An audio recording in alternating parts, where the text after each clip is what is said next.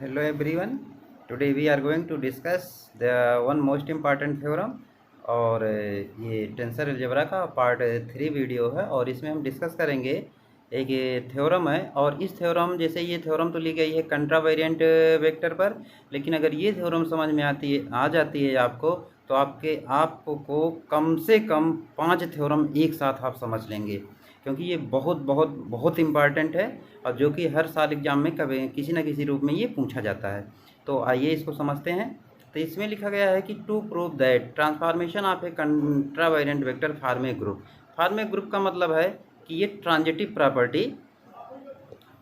Property follow करता है। तो सबसे पहले इसको स्टेप बाय स्टेप, ये कंट्रावेरिएंट है। क्यों कंट्रावेरिएंट है? ये पहली चीज़ तो कंट्रावेरिएंट वेक्टर है।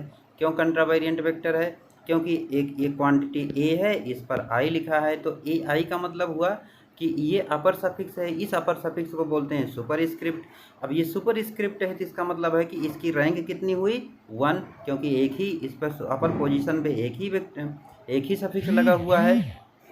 जब एक ही सफिक्स लगा हुआ है तो इसका मतलब है कि ये कंट्रावेरिएंट वेक्टर हुआ। अगर ये जैसे इस तरह से लिखा जाता है ए आई जे करके लिखा जाता तो ये यानी मिला करके इसकी रैंक 2 हो जाती, फिर ये वेक्टर ना होगा, ये टेंसर होता। यानी कहने का मतलब है कि जब किसी भी क्वांटिटी पर अगर एक ही सफिक्स लगा हो, चाहे अपर में हो चाहे लोअर में हो, तो उस कंडीशन में हम उसको क्या बोलेंगे? वेक्टर को वेरिएंट या कंट्रावेरिएंट वेक्टर बोलते हैं।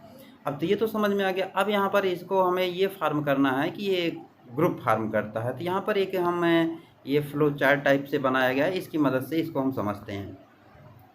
अब इस फ्लो चार्ट की मदद से इसको समझते हैं। उसके बाद देखते हैं कि पहले यहाँ पर यक्स आई लिया गया है, फिर यक्स बार आई है, फिर यक्स डबल बार आई है, यानी फर्स्ट कोऑर्डिनेट, सेकंड कोऑर्डिनेट और थर्ड कोऑर्डिनेट। इस यक्स आई के रेस्पेक्ट में ए आई होगा, यक्स आई के रेस्पेक्ट में ए आई होगा, और यक्स बार आई के रेस्पेक्ट में ए बार आई होगा, और उसके बाद जो है यहाँ पर यक्स डबल बार आई के रेस्पेक्ट में ए डबल बार आई होगा, डबल बार आई होगा। उसके बाद यहाँ पर देखते हैं ये पूरा फ्लो चार्ट हुआ, यानी पहला कोऑर्डिनेट सिस्टम, दूसरा कोऑर्डिनेट सिस्टम, तीसरा कोऑर्डिनेट सिस्टम। अब इसके बाद हम यहाँ पर आगे बढ़ते हैं। अब इसमें देखते हैं in case of transformation first to second, यानी जो कोऑर्डिनेट सिस्टम लिया गया है यहाँ पे, इस कोऑर्डिनेट सिस्टम का यानी हम पहले से दूसरे में जाते हैं। तो ये चूँकि ए बार आई है और ए आई है, ए आई कंट्रावेरिएंट है, और कंट्रावेरिएंट का जो है कंट्रावेरिएंट पोजीशन का जो इक्वेशन ऑफ ट्रांसफॉर्मेशन है इस टाइप से लिखा जाता है, यानी ए बार आई अल्फ़ा बराबर अल्फ़ा के रेस्पेक्ट में एक क्वांटिटी पी, और तो ये बनेगा del X bar alpha upon del X P.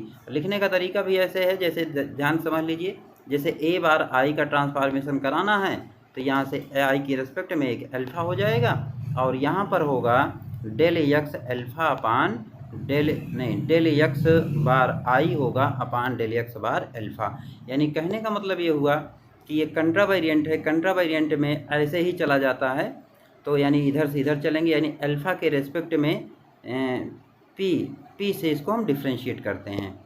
अब इसके बाद ये तो हो गया in case of transformation first to. अब उसके बाद देखते हैं in case of transformation second to third का मतलब हुआ कि अब यहाँ से हम यहाँ पर आते हैं, इस ट्रांसफॉर्मेशन में देखते हैं, और जब इसको चेंज करते हैं तो यहाँ पर बनेगा A bar I. A bar आई का मतलब इसके रेस्पेक्ट में ये क्वांटिटी आपकी ए बार आई, फिर आई डबल बार का अल्फ़ा के रेस्पेक्ट में डिफ्रेंशिएशन। उसके बाद जो पहला इक्वेशन से हम क्या करते हैं, ए बार अल्फ़ा की वैल्यू यहाँ पर रख देते हैं। जब भी इस टाइप का क्वेश्चन प्रूव करेंगे तो जो पहला ट्रांसफॉर्मेशन जैसे यहाँ पर लेते हैं तो ये क्वांटिटी ऐसे ही इस टाइप से रखी जाए कि इसकी वैल्यू यहाँ पर रखी जा सके। जब इसकी वैल्यू हम यहाँ पर रख देते हैं तो देखिए आगे कितना होता है, ये वैल्यू ये पूरा इतना है, ये क्वांटिटी यहाँ आगे शिफ्ट हो जाएगी। जब ये शिफ्ट होगा तो ये बनेगा A bar P A P del X alpha upon del X P del X double by, यानी बाई इक्वेशन फर्स्ट। और जब बाई इक्वेशन फर्स्ट ये बन जाएगा तो उस कंडीशन में यहाँ पर आ जाएगा, देखिए एक्स बार अल्फ़ा और एक्स बार अल्फ़ा कॉन्साइड कर जाएगा, बचेगा कौन सा? पी और एक्स। जब पी और एक्स बचेगा तो ये बनेगा आपका ए डबल बार आई बराबर ए पी। और तो यानी कहने का मतलब ये हुआ कि ये भी क्या है, this proves that if we take the transformation from first to third we get the same law of transformation. इनके कहने का मतलब है कि अगर हम डायरेक्ट ट्रांसफ़र करें, पहले से थर्ड में जाएं, पहले से अगर हम डायरेक्ट थर्ड में जाएं तो हम सेम लॉ ऑफ ट्रांसफॉर्मेशन पाते हैं। जैसे यहाँ पर हम मान लीजिए लिखते हैं, जैसे ए डबल बार आई है, ए डबल बार आई है, ए यहाँ पर लिखते हैं ए डबल बार आई है, इसके रेस्पेक्ट में देखें तो ए बार मान लो अल्फ़ा लेते हैं तो ये बराबर हो जाएगा ए बार अल्फ़ा। अब आई का लिखते हैं डेल एक्स डबल बार आई और अपान होगा डेल एक्स बार अल्फ़ा, यानी डायरेक्ट भी लेते हैं तो वही सेम लॉ ऑफ ट्रांसफॉर्मेशन हमें मिलता है। तो इसका मतलब जब सेम लॉ ऑफ ट्रांसफॉर्मेशन, तो यही प्रॉपर्टी प्रूव करती है कि ये ट्रांसफॉर्मेशन पॉसेसेस दी ग्रुप प्रॉपर्टी। यहाँ पर ग्रुप प्रॉपर्टी जो यहाँ पर लिखी गई है, इस ग्रुप प्रॉपर्टी को हम ट्रांजिटिव प्रॉपर्टी भी लिखते हैं। इसको लिखते हैं ट्रांजिटिव प्रॉपर्टी, क्योंकि ट्रांजिटिव प्रॉपर्टी भी यही होती है कि अगर ए रिलेटेड है बी से, बी रिलेटेड है सी से, तो इसका मतलब ए रिलेटेड होगा सी से, ए रिलेटेड हो जाएगा सी से। इस टाइप से ये थ्योरम प्रूव हुई। अब इसी थ्योरम की मदद से हम किसी भी इस टाइप की थ्योरम को प्रूव कर सकते हैं। जैसे ये तो कंट्रा वेरिएंट का था, हम यहाँ पर को वेरिएंट लें तो यहाँ पर को वेरिएंट का मतलब है कि जैसे इसी पर हम शिफ्ट कर दें, ए बार आई मान लीजिए है क्वांटिटी है, तो इसको लोअर सफिक्स में लगा के ये कंट्रा वेरिएंट के लिए प्रूफ कर लेंगे। इसी टाइप से अगर हमें मिक्स्ड टेंसर का प्रूफ करना हो ए आई जे, तो इसको भी हम ट्रांजिटिव प्रॉपर्टी दिखा सकते हैं। तो यानी कहने का मतलब हमारे पास कुल कितने टाइप के, इस थ्योरम से कितने टाइप के क्वेश्चन प्रूफ कर सकते हैं।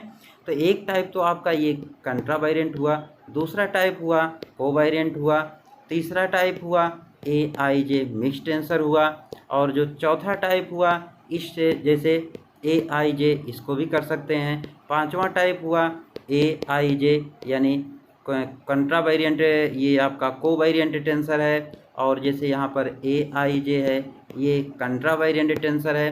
तो कहने का मतलब है कि इस थ्योरम की मदद से हम कुल मिला करके पाँच या छः थ्योरम को हम प्रूव कर सकते हैं। तो आइए देखते हैं इसके बाद इसका सेकंड थ्योरम क्या कहता है। सेकंड थ्योरम में देख लेते हैं, जैसे ये सेकंड थ्योरम है, यहाँ पर दिया गया है ये मिक्स्ड टेंसर का है। तो मिक्स्ड टेंसर का मतलब हुआ कि जैसे कोई क्वांटिटी ए है आई जे है तो इसको मिक्स्ड टेंसर बोलते हैं।